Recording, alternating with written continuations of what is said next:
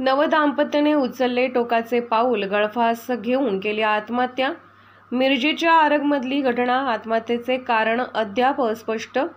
मिरज तालुक्यातील आरग येथील गणपती मंदिराजवळ एका भाड्याच्या खोलीत राहत असणाऱ्या दोघा नवदाम्पत्यांनी गळफास लावून घेऊन आत्महत्या केल्याची घटना घडली आहे। हे नवदाम्पत्य 8 दिवसापूर्वी आरग येथे भाड्याची खोली घेऊन राहत होते। सुनील कोळी हा वाळवा तालुक्यातील बिछुत या गावचा असून तो ड्रायव्हर होता, तर निकिता कांबळे पलूस तालुक्यातील मोराळे या गावातील आहे।